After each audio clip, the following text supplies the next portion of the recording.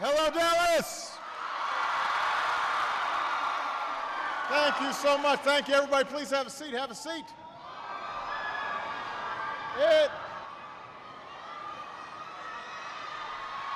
Thank you. Well, it's good to be back in Texas. It is good to be back in Texas. I am thrilled to have the opportunity to be with all of you. I want to thank a couple of people. First of all, the mayor of Mesquite, John Monaco, is here.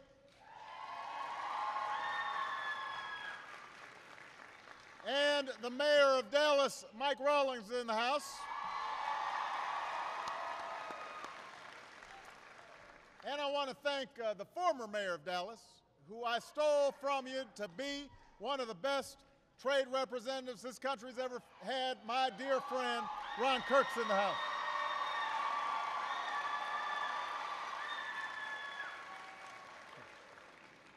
I also want to thank the folks over at the Children's Lab School who gave me a tour, and I want to especially thank Kim Russell for sharing her story. Thank you, Kim.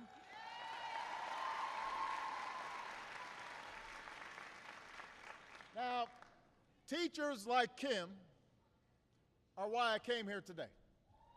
Teachers like Kim and her former students. That's why I've been traveling all across this country for the last few weeks. Now, these are the toughest times we've been through since the Great Depression. And because the problems that led to the recession weren't caused overnight, they won't be solved overnight. That's the hard truth. It took us a decade to see the culmination of some of the bad ideas that had been put into place, the lack of regulation on Wall Street, middle-class folks struggling.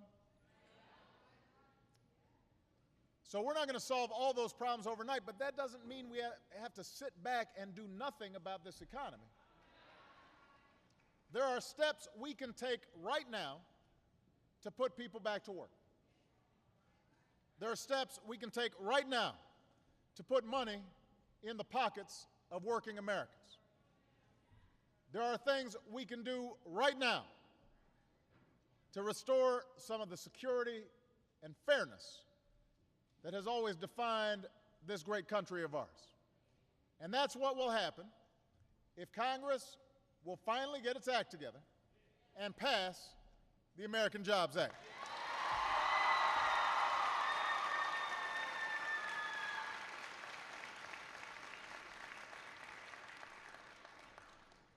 It has now been 3 weeks since I sent this bill to Congress. It's a detailed plan to get this economy moving. It's the kind of proposals that, in the past, Democrats and Republicans have supported. There's nothing radical in this proposals. These are the kinds of things that in the past we've had bipartisan support for. It's fully paid for. And that's why I need you to help me convince the people you sent to Washington that it's time to pass this jobs bill and get America working again.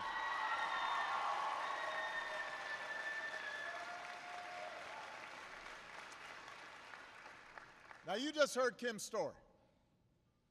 There are teachers and educators like Kim all over the country. I met a first-grade teacher from Minnesota at the White House who was laid off after having been named the Teacher of the Year in her school district. Her peers, students, determined she was the best teacher in her school district. She got laid off. There's a teacher over in Grand Prairie, Texas, who actually chose to resign in order to protect the job of a single mom who also taught at the school. Think about that. Here in Dallas, all across the state of Texas, you've seen too many teachers lose their jobs because of budget cuts. And thousands more could be at risk in the coming year. Now understand, this doesn't just hurt these teachers. It doesn't just hurt them and their families. It hurts our children. It undermines our future as a nation. If you've got Kim, an AP teacher, not in the classroom, those kids aren't going to have the same opportunities. And I want everybody to understand that what is at stake is nothing less than our ability to compete in this 21st century economy. I told the story a while back. I was visiting South Korea and had lunch with the president there. And I asked the president, I said, what's your biggest challenge right now? He said, well, my biggest challenge is our parents are way too demanding. He said they want their kid to learn English when they're in first grade. So in addition to all the science and all the math classes, I'm now having to ship in teachers from outside the country just to teach our kids English, starting in elementary school. This is what the president of South Korea said. They can't hire teachers fast enough. They call them nation builders. That's what they call teachers in Korea, nation builders, because they know that educating their children is the best way to make sure their economy is growing, make sure that good jobs are locating there, making sure they've got the scientists and the engineers and the technicians who can build things and ship them all around the world. That's what he understands. And the whole country supports him. Here in America, we're laying off teachers in droves. It makes no sense. It has to stop. It has to stop.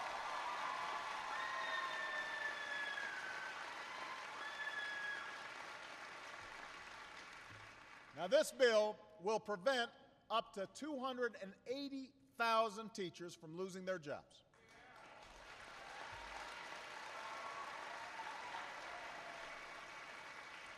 This bill will support almost 40,000 jobs right here in the great state of Texas.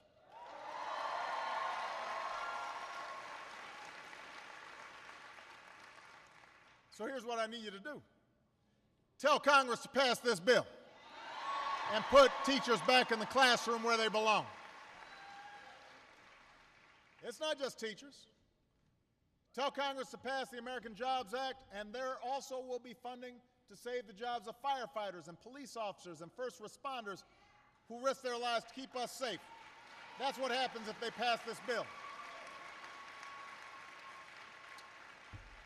Pass this jobs bill, and hundreds of thousands of unemployed construction workers will get back on the job, rebuilding our schools, rebuilding our roads, rebuilding our bridges, rebuilding our ports, rebuilding our airports. You know, the other day I visited a busy bridge in Ohio. Actually, it's between Ohio and Kentucky. Speaker Boehner, he's from Ohio. Republican leader McConnell's from Kentucky. I thought it'd be a good place to have an event. This bridge is classified as functionally obsolete. That's a fancy way of saying it's old and needs to be fixed. There's a public transit project in Houston that would help clear up one of the worst areas of traffic in the country. There are schools all over this country that are literally falling apart. Roof crumbling, rain dripping in, too hot in the summer, too cold in the winter. Science labs all worn out. Got a couple of beakers, and that's it. Built back in the 50s, before the internet was invented. That's an outrage. Understand, America became an economic superpower in part because we had the best infrastructure. We built the Transcontinental Railroad, the interstate highway system, the Hoover Dam, Grand Central Station. How can we sit back? And now we're seeing China build better airports than us. Europe build better railroads than us. Korea, more broadband access than us. At a time when millions of unemployed construction workers could be building all that stuff right here in the United States of America. My question to Congress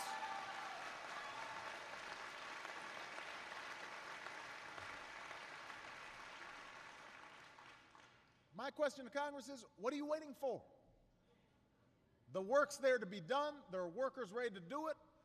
Contractors, they're begging for work. They'll come in on time, under budget. Interest rates have never been lower. It is time for us to put those folks back to work. It's time for them to pass the American Jobs Act. Pass this bill.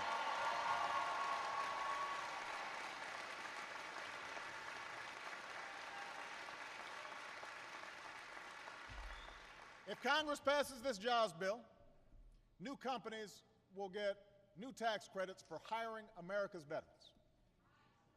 Think about it. We ask these men and women to leave their families, disrupt their careers, risk their lives for our nation. The last thing they should have to do is to fight for a job when they come home.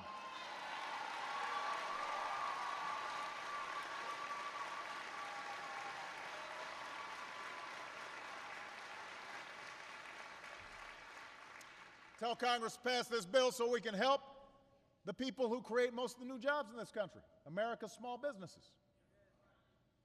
You know, folks in the other party, they like to talk a good game about helping America's job creators. Let's help America's jobs creators. Okay, let's do that. This jobs bill provides tax cuts for nearly every small business in America. If you hire new employees or raise your workers' wages, you get an extra tax cut. So my message to Congress is, don't just talk about helping job creators, actually help some job creators by passing this bill.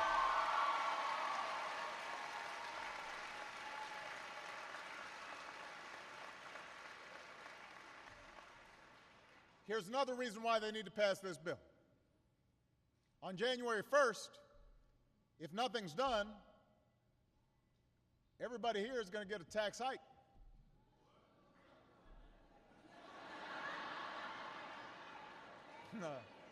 That's right. See, back in December, I got an agreement with the Republicans to lower the payroll tax so that there'd be more money in folks' pockets and we could protect ourselves against recession. Now, since that time, we've had a tsunami in Japan. We've had the Arab Spring, which shot up gas prices. We've had problems in Europe, and so the economy has gotten weaker. That tax cut is scheduled to expire by the end of this year. But if the American Jobs Act passes, the typical working family in Texas will have an extra $1,400 in their pockets. Now, if the bill doesn't pass, virtually every worker in America will see their taxes go up at the worst possible time. So I'm not about to let that happen, Texas. Look, Republicans say they're the party of tax cuts. Tell them to prove it.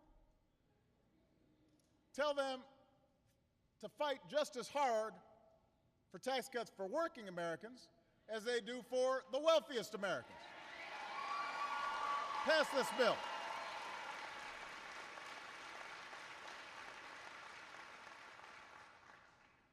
Now, what you'll hear from some of these folks is, well, we're not going to support any new spending that's not paid for. All right, I agree with that. I think that's important. So I laid out a plan to pay for the American Jobs Act and then some. A plan that not only pays for the bill to put folks back to work, to raise our growth rate, but to also pay down more of our debt over time. It builds on the $1 trillion in spending cuts that I already signed this summer, making it one of the biggest spending cuts in history. So, look, I believe we've got to make cuts in programs that don't work and things that aren't helping the economy grow so we can pay for the things that are, right? We all believe that government needs to live within its means. We all agree with that. But we also believe that how you bring down the deficit is important. If we want to actually close the deficit, not just talk about closing the deficit, not just using it for a campaign slogan, not just playing politics, if we want to actually close the deficit, then you've got to combine the tough cuts with a strategy to ask the wealthiest Americans and the biggest corporations to do their part, to pay their fair share.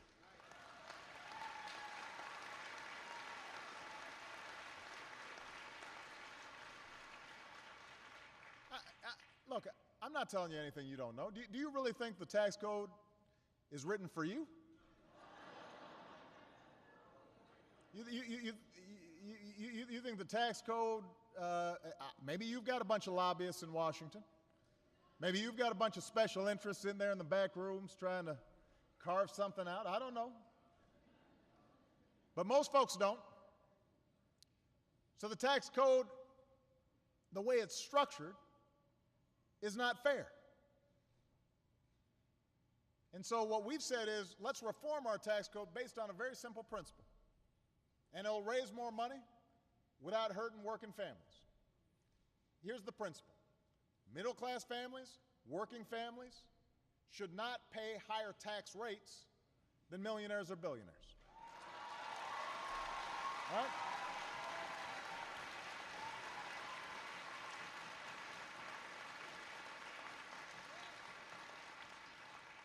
I don't know how you argue against that. Seems pretty straightforward to me. Warren Buffett's secretary shouldn't pay a higher tax rate than Warren Buffett. Now, when I point this out, it seems very logical to me. But when I point this out, some of the Republicans in Congress, they say, oh, you're engaging in class warfare. Class warfare, let me tell you something. Years ago, a great American had a different view. All right? I'm going to get the quote just so you know I'm not making this up. Great American said that he thought it was crazy that certain tax loopholes made it possible for millionaires to pay nothing while a bus driver was paying 10% of his salary. All right? You know who this guy was? Wasn't a Democrat. Wasn't some crazy socialist. It was Ronald Reagan. It was Ronald Reagan. Last time I checked, Republicans all thought Reagan made some sense. So the next time you hear one of those Republicans in Congress accusing you of class warfare, you just tell them, I'm with Ronald Reagan. I agree with Ronald Reagan that it's crazy that a bus driver pays a higher tax rate than a millionaire because of some loophole in the tax code.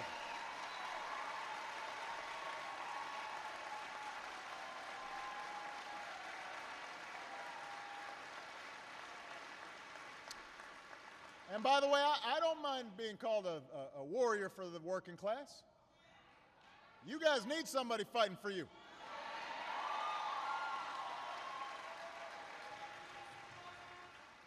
The only warfare I've been seeing is the war against middle-class families and their ability to get ahead in this economy. You know, and let me make one last point, because you'll hear this argument made. This is not about trying to punish success. This is the land of opportunity. And what's great about our country is our belief that anybody can succeed. You've got a good idea, Go out there and start a new business. You've got a great product. You invented something. I hope you make millions of dollars. And we want to see more Steve Jobs and more Bill Gates creating value, creating jobs. That's great. Your current mayor did great work in the private sector, creating jobs, creating value. That's important. But remember, nobody got there on their own.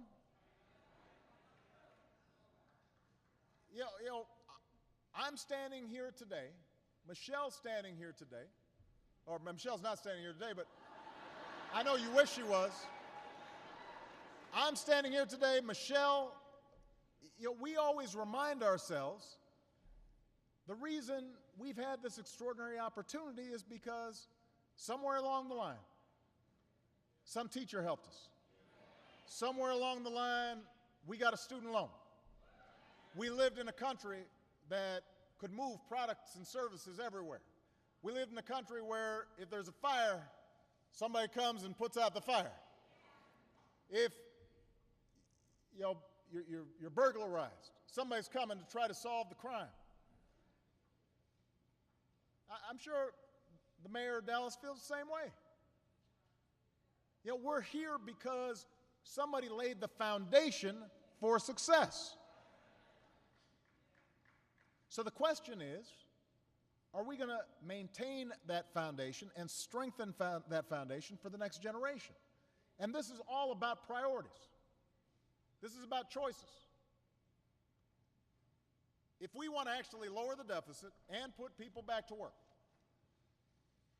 if we want to invest in our future, if we want to have the best science, the best technology, the best research, if we want to continue to be inventing new drugs to solve cancer and making sure that the new cars of the future that are running on electricity are made here in America, if we want to do all those things, then the money's got to come from somewhere. I wish I could do it all for free. I wish I could say to all of you, you don't have to pay any taxes, and companies can keep all their stuff, and rich people don't have to do anything, and somehow it all worked out. But you know what? We tried it, and it didn't work. So now you've got a choice. Would you rather keep tax loopholes for big corporations that don't need it? Or would you rather put construction workers back to work rebuilding our schools and our roads and our bridges?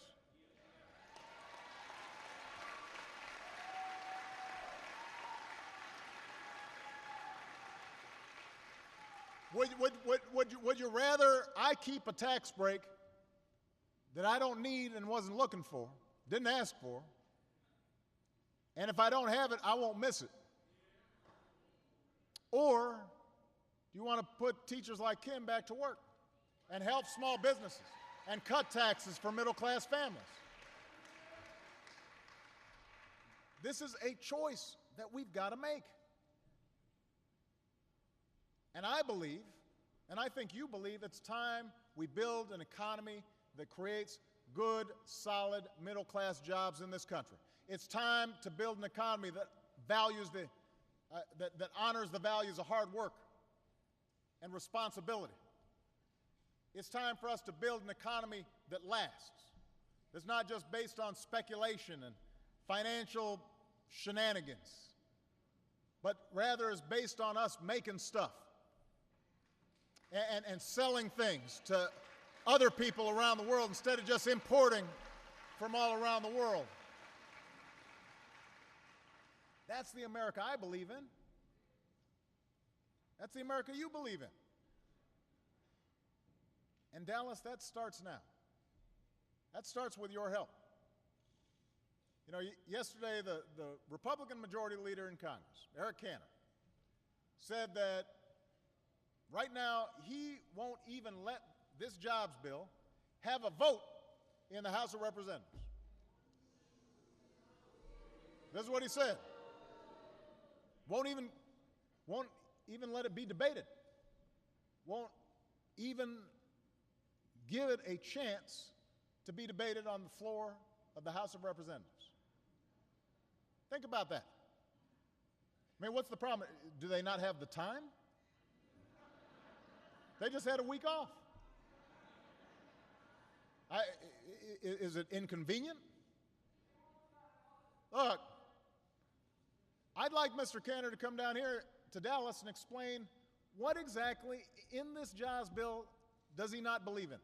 What exactly is he opposed to? Does he not believe in rebuilding America's roads and bridges?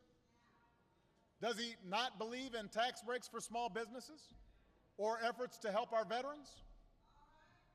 Mr. Cantor should come down to Dallas and look Kim Russell in the eye and tell her why she doesn't deserve to be back in the classroom doing what she loves, helping our kids.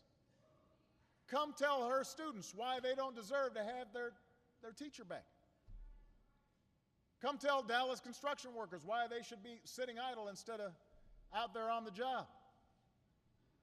Tell small business owners and workers in this community why you'd rather defend tax breaks for folks who don't need them, for millionaires, rather than tax cuts for middle-class families.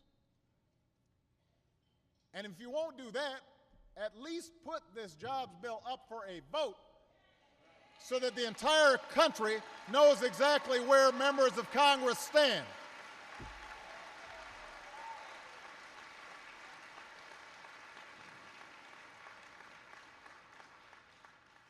Put your cards on the table. I realize that some Republicans in Washington are resistant, partly because I proposed it.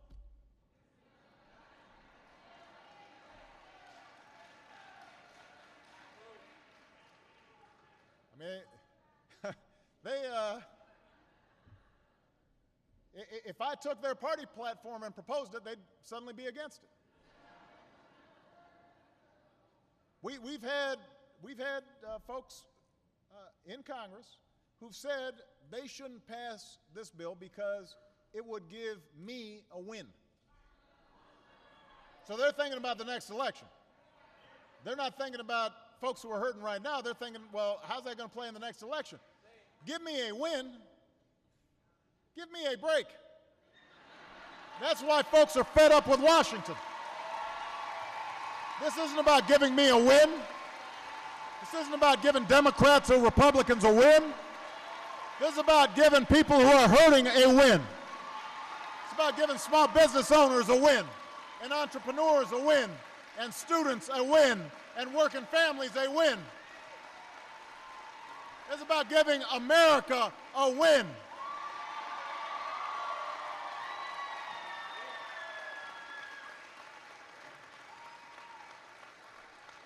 Dallas, the next election is 13 months away. The American people don't have the luxury of waiting 13 months. A lot of folks are living week to week. Some are living paycheck to paycheck. Some folks are living day to day. They need action on jobs, and they need it now. They want Congress to do what they were elected to do. They want Congress to do their job. Do your job, Congress. I need you all to lift up your voice, not just here in Dallas, but anyone watching, anyone listening, everybody following online.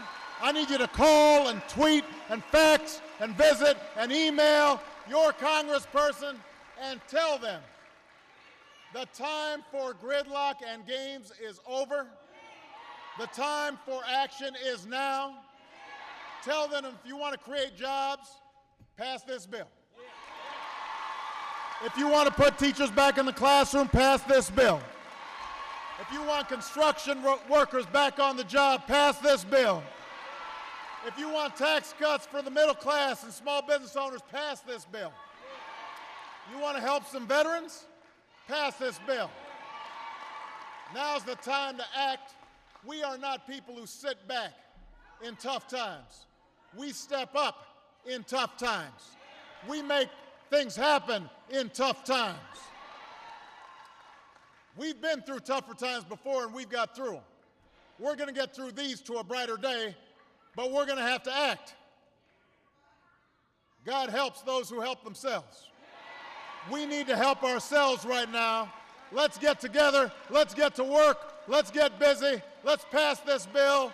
Let's make sure that we are shaping a destiny for our children that we are proud of, and let's remind the entire world why the United States of America is the greatest nation on the planet. God bless you. God bless the United States of America.